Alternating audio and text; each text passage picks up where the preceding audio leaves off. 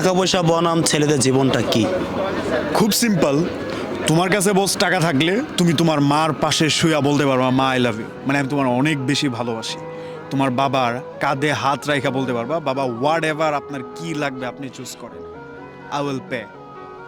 বস তোমার কাছে টাকা থাকলে তুমি তোমার ভাইয়ের কাছে আপন, তোমার বোনের কাছে খুব ক্লোজ বাই, ইভেন তোমার প্রেমিকা তার ডেস্টিনি যাই হোক না কেন হোয়াট এভার, তুমি তার অ্যাকচুয়াল ডেস্টিনিটা ফিল আপ করতে পারবে।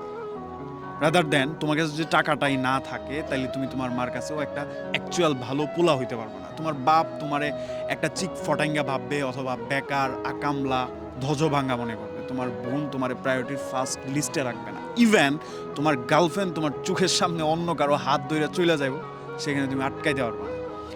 মানে একটা ছেলের সাথে টাকাটা অনেক বেশি কানেক্টেড। তুমি যাই করো না কেন বস, লাইফে ধনী হওয়াটা খুব জরুরি। মানে এটার ব্যাপারটা এইটা না যে ভাই আমি চলার জন্য যা লাগে তা তো আমার বাপ মাই রেখা যাইতেছে না। তুমি নিজে যদি টাকা কামানোর মানে সক্ষম না হও, মানে অ্যাবিলিটি না থাকে তোমার, সোজা কথা, তোমার বাপ মাও তোমার গুনবে না। মানে তোমার রাইখা যাওয়া বাপের রাইখা যাওয়া সম্পত্তিটা বন্টনের সময় তোমার গুনবে না। তোমার বোন তোমার কেয়ার করবে না, তোমার ভাই তোমার প্রায়োরিটি দিবে না, তোমার গার্লফ্রেন্ড তোমার জিগায় অন্য জায়গায় ডেট করবে না। এটা অনেক বেশি জরুরি। একটা ছেলে বনাম টাকা ওতপ্রোতভাবে জড়িত, মানে এটা লাগবেই। একটা তুমি ছেলে মানে তুমি অ্যাজ আ ম্যান হিসেবে ফ্যামিলি বা সমাজে বিলং করতে চাও, তোমার টাকা ছাড়া কোনো ওয়ে নাই।